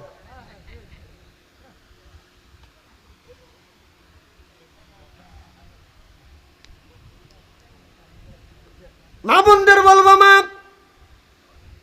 স্বামীর সাথে সুন্দর ব্যবহার করবে। মা আয়েশা রাদিয়াল্লাহু তাআলা আনহা একদিন আমার নবীর, আপনার মা আয়েশা রাদিয়াল্লাহু তাআলা আনহার উরুর উপরে আমার নবী মাথা দিয়ে আছে। এখন মা আয়েশা লক্ষ্য করে দেখে আমার নবীর আপনার 30 থেকে 32টা অথবা 27টা দাড়ি দিয়ে চুল দিয়ে বাদান পেকে গেছে। আমার নবী বলে, আমার মা আয়েশা বলে ইয়া রাসূলুল্লাহ, ইয়া হাবিবাল্লাহ, আপনার দাড়ি থেকে চুল দিয়ে কয়েকটা পেকে গেছে। আমার নবী বলে আয়েশা, এই চুল সব সময় আপনার কালো থাকবে না, যখন দেখবে দাড়ি চুল পাকছে আস্তে আস্তে লোকটা বৃদ্ধর দিকে বাদান চলে যাচ্ছে। এরপরে নবী মা আয়েশা আমার নবীর শরীর দেখতে দেখতে লক্ষ্য করে দেখে আমার নবীর শরীরে আপনার কালা কালা দাগ দেখা যায় বসন্তর গোটার মতো। আমার নবীকে মা আয়েশা বলে ইয়া রাসূলুল্লাহ, ইয়া হাবিবাল্লাহ, নবীজি গো আপনার শরীরে কি বসন্তর গোটা হয়েছিল? ও নবীজি কালো কালো দেখা যায়। আমার নবী ধা ধা করে চোখের পানি ফেলে দিয়ে কান্দে। মাইশা বলে রাসূল গো আমি কি বেয়াদবি করেছি গো নবীজি? যদি বেয়াদবি করে থাকি মেহেরবানি করে আপনি আমারে মাফ করে দেন গো নবীজি। এই কথা বললে আপনি কষ্ট পাবেন, চোখে পানি আসবে, আমি জানি না। রাসূল গো আপনি আমাকে মাফ করে দেন। আল্লাহর নবী কান্দের বলে আয়েশা তুমি ভুল করো না। আয়েশা রে আমি তোমাকে ভুল বলে আখ্যাত করছি না, তবে শোনো রে আয়সা এটা বসন্তের গোটা না, বসন্তর গোটা না। আয়সা রে, আমি নবী এই কোরআনের দাওয়াত দেওয়ার জন্য আমি যখন তাইফের ময়দানে যখন গিয়েছি, আয়সা রে, তাইফের ছেলেরা আমাকে পাগল বলে আখ্যাত করেছে। কেউ বা নবী পাগল বলে, কেউ বা বলে জাদুঘর। আল্লাহ কোরআন সাক্ষী দেয় সে জামানার পয়গাম্বার। আয়সাকে নবী বলে, আয়সা, আয়সা রে, এটা বসন্তর গোটা না। আমি যখন কলমের দাওয়াত দিতে গিয়েছিলাম, তাইফের ছেলেরা, তাইফের মানুষেরা ছেলেদের কারিয়ে দিলেন, লাগিয়ে দিলেন। মুহাম্মদ সাল্লাল্লাহু সাল্লাম পাগল হয়েছে। আয়সা, আমি নবী আমার শরীরে বৃষ্টির মতো পাথর মারছে রে আয়সা। আমি নবী আমার শরীরে মশা মাছি বসা হারাম ছিল রে আয়সা।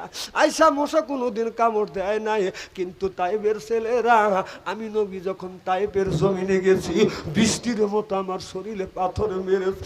আয়সা রে, অজ্ঞান হয়ে পড়ে গিয়েছি। আবার আমি একটু সুস্থ হয়েছি, বগুলে নিচে হাত দিয়ে আমাকে দাঁড় করাইছে, আবার পাথর মেরেছে, অগিনিত চোখা চোখা পাথর মেরছে। আমি অজ্ঞান হয়ে পড়ে গেছি, আবার একটু সুস্থ হয়েছি, আবার বগুলে হাত লাগাইয়া আমাকে এরকম করে দাঁড় করাইছে, আমাকে পাথর মার। আয়সা রে, আবার জীবনে আমি এত কষ্ট পাই না রে আয়সা। তাই মেরে জমি রে, তাই মেরে ছেলেরা আমাকে যেমন করে আঘাত করেছে আয়সা। আয়সা রে, এটা মেসন্তর কথা না, এটা তাই মেরে জমি রে কোরআনের দাওয়াত দেওয়ার জন্য।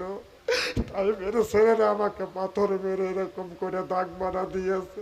আয়সা, এটা এখন পর্যন্ত মোছে নাই রে আয়সা।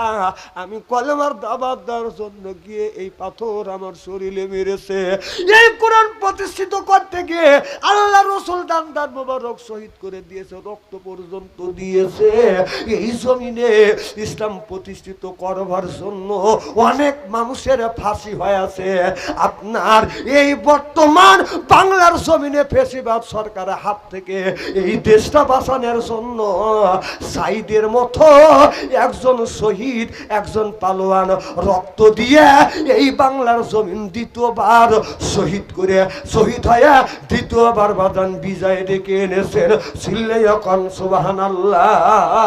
৭১ সময় লক্ষ লক্ষ মানুষের রক্ত দিয়ে, মা বোনদের ইজ্জত দিয়ে সোনার বাংলা স্বাধীন হয়েছে।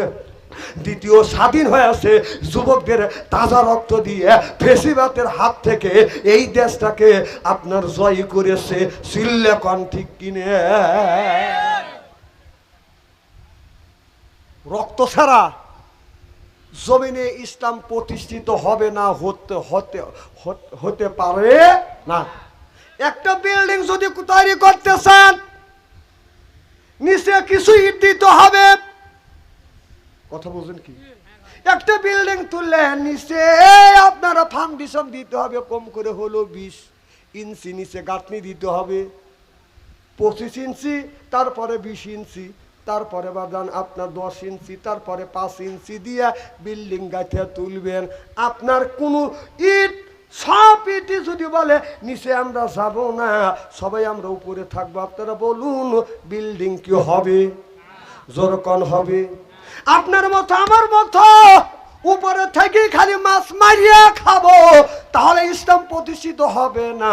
ইসলাম প্রতিষ্ঠিত করতে গিয়ে আপনার টাকা দেওয়া লাগবে, পয়সা দেওয়া লাগবে, জিয়াদের ময়দানে যাওয়া লাগবে। পয়সা হলে ইসলাম প্রতিষ্ঠিত করবার জন্য জীবন দেওয়া দরকার হলে আবু সাইদের মতো রক্ত পেতে দিব। জীবন দেওয়ার দরকার হলে ফাঁসির মঞ্চে উঠবো, জমিনে ইসলাম কোরআনের রাজ কায়েম করে ছাড়বো। চিল্লাইয়া কোন মারহাবা। রক্ত ছাড়া ইসলাম কোনোদিন বিজয় হয় নাই, রক্তপাত ছাড়া কোনো দেশ স্বাধীন হয় নাই। যেরকম ঠিক কিনা? পৃথিবীর যতগুলি দেশ স্বাধীন হয়েছে, সব দেশ স্বাধীন হয়েছে রক্তের বিনিময়, জীবনের বিনিময়, ইজ্জতের বিনিময়। যেরকম আবার দ্বিতীয়বার বাংলাদেশ স্বাধীন হলো আপনার যুবকদের রক্তের বিনিময়। আমার ভাইয়ের, আমার রাত তো অনেক হয়ে গেছে, আর মোনাজাত করে ভালো, তাই না? হ্যাঁ, না না, সারা রাত কি সম্ভব নাকি? আরে ভাই, আমি ওইটা কি বলছি যে সারা রাত ওয়াজ করবো? না না, আসলে কি আমি এটা বলছি, আর সারা রাত থাকা কি সম্ভব? লা ইলাহা লা ইলাহা, এই কলে মার বান্ধবেলা আকাশে লাগবে মরণ বেলা, এই কলে মার রৌশনীতে কবর হবে তোমার উজালা। লা ইলাহা লা ইলাহা, বহু দূরে মাদিনা আমি কেমনে যাব জানি না, হয় বহু দূরে মদিনা আমি কেমনে যাব জানি না। দয়াল আল্লাহ দয়া করো, নসিব করো মদিনা। লা ইলাহা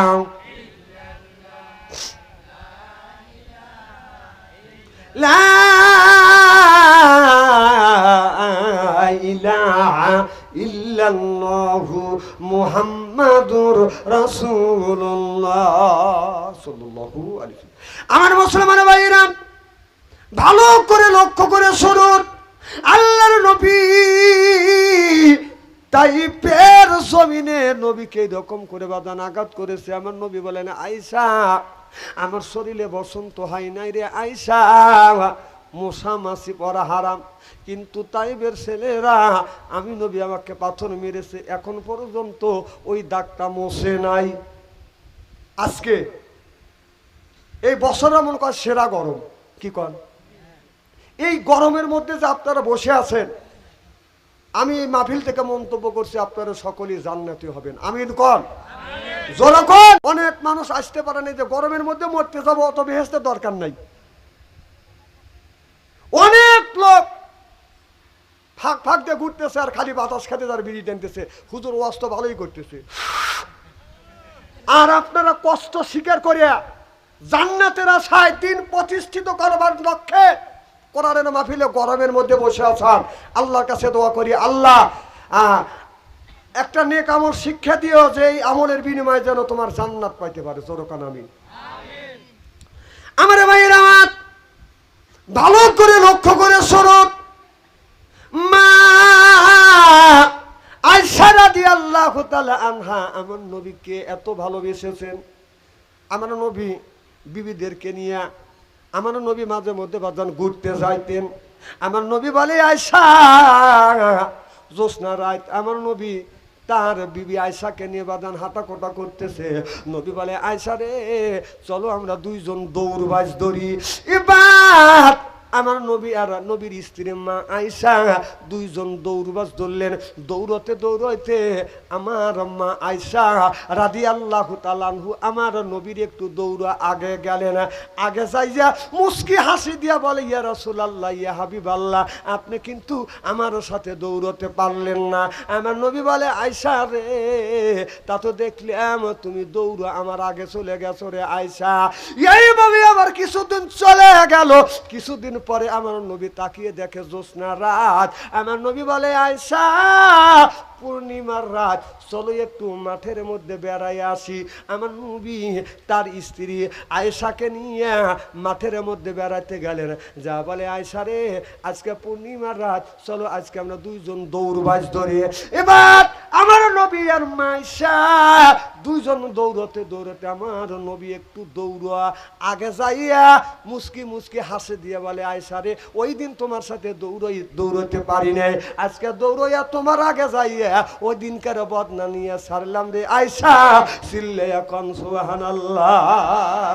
এই জন্য মাঝে মধ্যে বিবিকে নিয়ে বেড়াতে যাবেন, এরপরে হাওয়া খাইতে যাবেন, আপনার যেখানে মন চায় যাবেন, তবে শরীয়তের বিধান মাথায় রাখিয়ে আপনি যাবেন, বেপরদা ভাবে আপনারা বিবিকে নিয়ে যাবেন না। অনেক মানুষ দেখছি বউকে নিয়ে আপনার মার্কেটে যায়, আপনি মার্কেটে যান কিন্তু দুঃখ নাই, আপনার বউকে এমন বানাবেন, এমন জিনিস পরাবেন, আপনার বউকে দেখে মানুষ যেন বলে খালা, আম্মা, ফুবু, আম্মা, কথা বুঝতেছেন না। আর মেয়েরা মার্কেটে যায় এমন বোরখা পরে টাইট, পিছন থেকে যুবকেরা করে ফাইট। কথা কন না কে? কিছু যুবকেরা বোরখা পরিয়ে আপনার এমন টাইট বোরখা পরে আপনার আকর্ষণ করতে করতে বিকর্ষণের পরিণত হয়। কথা কন? এমন বোরখা পরে, এই বোরখা পরিয়ে মানসিক আকর্ষণ করে না। ডিলে বোরখা পরতে কি হয়? এদের উদ্দেশ্যই হলো মানুষকে পাগল করা, মানুষের ঈমান নষ্ট করা। মা বোনদের বলবো, বাড়িতে মা বোনেরা সাজে না, পুরুষের সাত হইল মানুষের তিনটা সাঙাত। জোরকন কয়টা? জোরকন। এক নাম্বার সাত, মানুষ বাজার মরতে চায় না। কথা কন না কে? যদি আল্লাহ 150 বছর যদি হায়াত দেয়, তারপরে বলে এইতে হায়াত হইল। কথা কন না কে? এক নাম্বার মানুষ মরতে চায় না। 2 নাম্বার মানুষকে টাকা পয়সা দিয়ে এই মানুষের পেট বাজান ভরান যায় না। কথা কন না কে? তাই যদি না হয় আমাদের দেশে আপনারও ওই যে দরবেশ বাবা, কথা বুঝতেছেন না, হাজার কোটি টাকা, এত হাজার কোটি টাকা থাকার পরেও হাজার কোটি টাকা বাজান আত্মসাৎ করছে। জনগণ ঠিক কিনে? এখন ওরাই লাগে গেছে। দেখেন, এই যে দরবেশ বাবা, সে বলেছিল হাদিসে তো ভুল আছে, কোরআনেও ভুল আছে। দেখেন ওর সাইজ কি, চিন্তা করছেন? আল্লাহ বলছেন জালিকাল কিতাবুল রাইবাফি, জালিকাল কিতাব এমন একটা কিতাব আমি আল্লাহ সৃষ্টি করেছি, নাযিল করেছি, যার ভুল ধরবার ক্ষমতা পৃথিবীর কোনো মানুষের নাই। উনি বলতেছে কোরআনের মধ্যে ভুল আছে। নাউজুবিল্লাহ, একটু জোরে কর।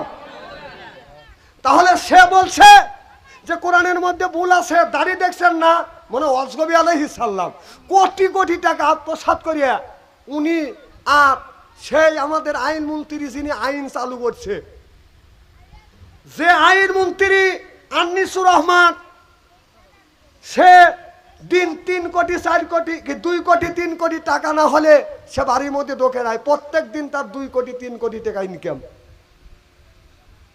পাল্লা ধরছিল ওই 2 জন, তখন পালানি ছিল সালমান রহমান, আপনার এই দরবেশ বাবা দাড়ি কাটছে, মোষ কাটছে, কাটে চুল কলপ করছে, করিয়া অল্প দামে লুঙ্গি পরিয়া সিম্পল একটা গেঞ্জি গাইতে রওনা করছে 2 জন পলা যাবে। যাতেই দরা খায়া গেছে, দরবে বাবা কেউ চিনতে পারে নাই। দাড়ি এত বড় দাড়ি, সাদা, সব বুড়ো কালো করছে। চিন্তা করতেছেন শয়তান কতটুক হলে শয়তান হয়? ওর থেকে শয়তানও ভয় পায়। ও যখন দাড়ি কাটছে, শয়তান এলাকার থেকে সরে গেছে, যারা ওর কাছে তাকাই দেবে না, ও আমার চাইতে বড় শয়তান। তখন যখন আনিসুর রহমানকে ধরছে, তখন আনিসুর রহমান চিন্তা করে আমি তো ধরাই পড়ে গেছি, একসাথে তো খাইছি, ও পার পাওয়া যাবে। তখন বলতেছে খালি আমাকে ধরবেন কে? ও যে ওর সাথে আছে। ওকে কায়, ও যে হলো দরবেশ বাবা। এখন এই দলের লোক একজন যদি ধরা পড়তেছে, আর একজন তার গুমর করে বলে দিতেছে আমি তো মরেই গেছি, আমার তো জীবন শেষ। আর একজনে বলতেছে ও ওই বাসায় আছে, ও ধরে নিয়েছো। এইভাবে ওরাই ধরা দিতেছে। কথা কন? বলা থাকবি কোনে? জনগণের তা খায়া তোর চাষাক ধরবো, তোর চাষা আবার তোর কথা বলে দিবে যে খালি আমি না, আমার ভাইস্তেও আছে। কথা কয় না। কথা কেন অবাস্তব বলতেছি নাকি? দেখবেন ওরাই ধরা দিবে। একজনে এক নেতাকে ধরবেন, ও ধরে সেই রিমেন্টে নিয়ে ডিম দিবেন। তখন বলবে যে হ্যাঁ অমুক জায়গা, অমুক রুমে, অমুক ফ্লাইটে অমুকে আছে। ওরা ধরা দিবে। আপনাদের আমাদের ধরান লাগবে না, গোয়েন্দা অত কষ্ট করা লাগবে না। খালি ওদের ধরে খালি পাশায় ককটা দিবে, কে কোথায় আছে সব কথা ওরা কয়া দিবে যে আমি তো মরছি, ওকে লিয়ে মারবো। যখন ওর মা চলে গেছে,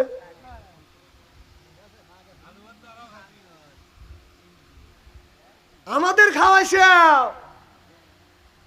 হেই পচা ময়দার রুটি, আমাদের শুকনো গুড়, আমাদের খাওয়া শেষ আগে আমরা খাচ্ছি 2 মাস 3 মাস 5 মাস 2 বছর 5 বছর 10 বছর, তোদের খাওয়া লাগবে মৃত্যুর আগ পর্যন্ত। খা।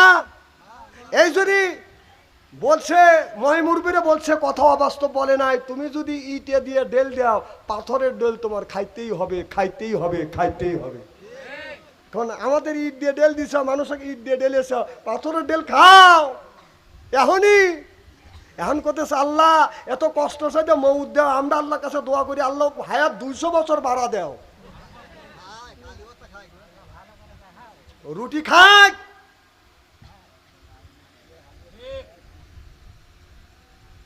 এখন মনোজাত করে দেবো, কই লোকজন কই। আমার ভাইরা আমার ভালো করে লক্ষ্য করে শুনুন। খুব কি খারাপ লাগতেছে নাকি? নারে তাকবীর। আল কোরআনের আলো, আল হাদিসের আলো, কোরআন হাদিস শিখানে, আলিম উলামা শিখানে, নারে তাকবীর। আর একটা কথা বলি, যারা আমাদের এলাকায় হিন্দু ভাইরা আছেন, আপনারা ওই সরকার থাকতে যদি মণ্ডপ তুলে থাকেন গ্রামের মধ্যে 5টা, আমরা অনুরোধ করব আপনারা একটা বাড়তি করে তোলেন। আপনাদের পাহারা দেওয়ার জন্য র্যাব পুলিশের দরকার নাই। বাংলাদেশের মাদ্রাসার ছাত্র, মসজিদের হুজুররা পাহারা দিয়ে আপনার ধর্মকে পালন করবার জন্য আলেম ওলামা, মাদ্রাসার ছাত্র, হুজুররা পাহারা দিয়ে সহযোগিতা করবে। কথা কন। আমি নিজে পাহারা দেব।